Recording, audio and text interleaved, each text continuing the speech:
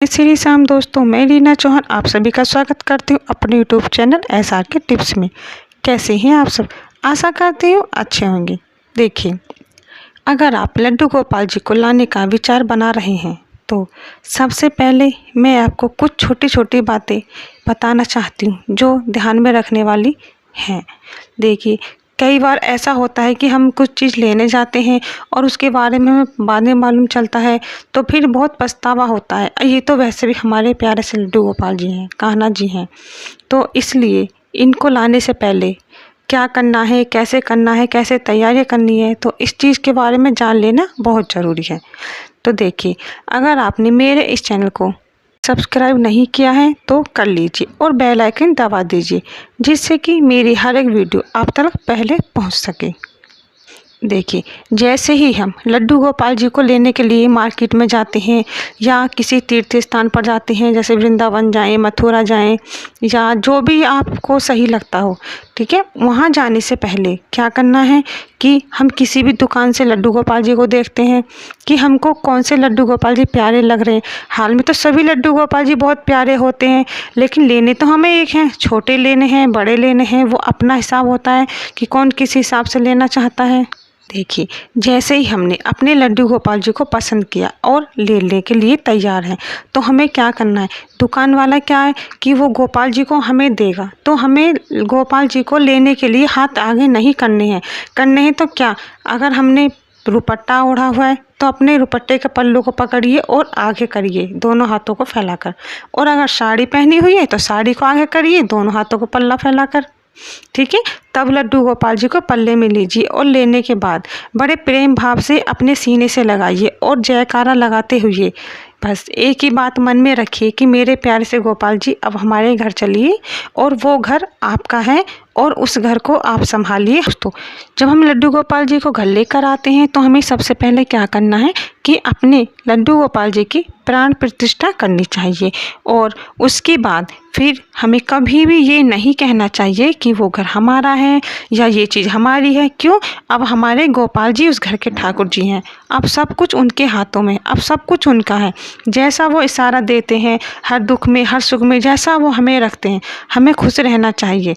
बस यही करना है और यही कहना है, हम सब आपके सेवादार हैं, ऐसे मन में भाव लेकर चलते रहिए। कि दोस्तों, फिर हमें क्या करना है कि अपने प्यारे से लड्डू गोपाल जी के साथ एक हमें रिश्ता बनाना चाहिए, एक प्यारा सा उन्हें नाम देना चाहिए, क्योंकि अब हमें उनसे बातें करनी है, उनसे कहना है, तो हम किस नाम से उन्हें बुलाएंगे, क्या हमें उन्हें कहेंगे, वो हमारे क्या लगते हैं, इसलिए ये बहुत ज़रूरी है। तो आप चाहे भाई का रिश्ता बनाएं, पिता का रिश्ता बनाएं, बेटे का रिश्ता बनाएं, देवर का रिश्ता बनाएं, आप चाहें किसी भी कोई भी रिश्ता आप गोपाल जी से बना सकते हैं, कोई भी नाम उन्हें दे सकते हैं। लड्डू गोपाल कह सकते हो, कान्हा कह सकते हो, मोहन मुरारी कह सकते हो, गोविंद कह सकते हो, गोपाल कह सकते हो, इनके तो बहुत सारे प्यारे से नाम हैं, आप किसी भी नाम से इन्हें पुकार सकते हो, ठीक है। जैसे माँ यशोदा कभी लल्ला कहती हैं, कभी कान्हा कहती हैं, तो वो बड़े ही प्रेम भाव से अपने लल्ला से बातें करती थी, ऐसे ही हमको अपने गोपाल जी से बातें करनी है, तो इसीलिए ये नाम और रिश्ता देना बहुत ज़रूरी है। देखिए, और एक बात जो बहुत ज़रूरी है, और ये इसलिए मैं ज़रूरी कह रही हूँ, ज़रूरी तो सारी हैं, लेकिन वो इसलिए क्यों, हमारे लड्डू गोपाल जी बहुत नाजुक से होते हैं, प्यारे से होते हैं, छोटी छोटी बातों पर मान जाते हैं, छोटी छोटी बातों पर नाराज़ भी हो जाते हैं। मैं अपने गोपाल जी को कभी भी अकेला नहीं छोड़ा है, तो मैं इसीलिए ये कहना चाहती हूँ कि जब भी आप घर से बाहर कहीं जाएं, या तो घर में कोई ना कोई उनके साथ रहे या उन्हें साथ लेकर जाएं, घर पर उन्हें अकेला बिल्कुल भी ना छोड़ें। लेकर जाने के लिए क्या करना है कि उनके कपड़े, उनकी ज्वेलरी, उनका खाने का सामान, उनके बर्तन, छोटी छोटी चीज़, ज़्यादा नहीं, एक एक दो दो आप लेकर जा सकते हैं। अगर आप ज़्यादा दिन के लिए जा रहे हैं तो उस हिसाब से सामान रखिए, थोड़े दिन के लिए जा रहे हैं एक दो दिन के लिए तो उसी हिसाब से सामान रखिए। इसमें करना कुछ नहीं है, जैसे आप रहते हो ऐसे ही गोपाल जी को रखिए, नहलाने की व्यवस्था है तो नहलाइए, नहीं तो आप उनके हाथ मुँह धोकर ऐसे ही उन्हें भोग लगा दीजिए। और अगर किसी वजह से ये सब चीज़ नहीं हो पाती हैं तो कोई बात नहीं, सिर्फ उनका भोग लगाइए और उन्हें बिठाने की खिलाने की व्यवस्था सही से रखिए। और इसमें ज़्यादा कुछ करने वाली ज़रूरी बातें नहीं हैं। पूजा नहीं हो पाती है तो कोई बात नहीं, लेकिन हमारे गोपाल जी है तो हमारे साथ, हमें इस बात का तो डर नहीं है कि वो घर अकेले हैं, कैसे हैं, कौन भोग लगा रहा होगा, क्या कर रहे होंगे। क्यों, अपना बच्चा अगर अपने साथ हो तो दिल को भी सुकून मिलता है। लेकिन बाहर हम हैं, घर में बच्चे हैं, तो यही रहता है कि कैसे कर रहे होंगे, क्या कर रहे होंगे। तो इसी बात को सोचकर लड्डू गोपाल जी को अकेला नहीं छोड़ना है।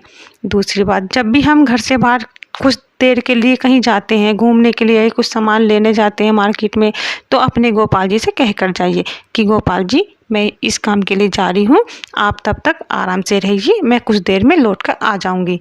और गोपाल जी ध्यान रखिए कि आप घर के बड़े हो, आप हमारे पूजनीय हो, गोपाल जी हम अभी थोड़ी देर में लौट कर आ रहे हैं।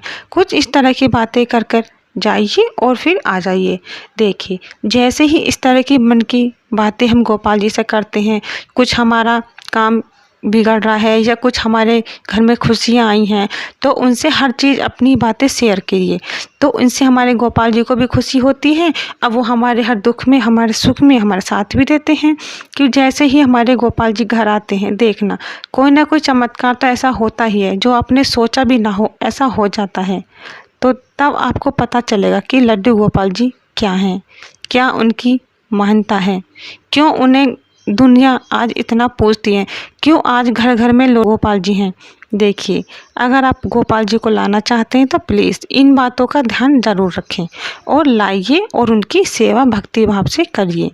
अगर आपको मेरी ये वीडियो पसंद आई हो तो लाइक करें, शेयर करें। और दूसरी बात, अगर आप हमारे इस वीडियो में अपनी कोई कहानी देना चाहते हैं तो दे दीजिए, हम अपनी वीडियो में आपकी इस कहानी को ज़रूर सुनाएंगे। और अपने गोपाल जी की फ़ोटो भी आप भेज सकते हैं, जो हम अपनी ज़रूर लगाएंगे। जय श्री श्याम, जय श्री श्याम।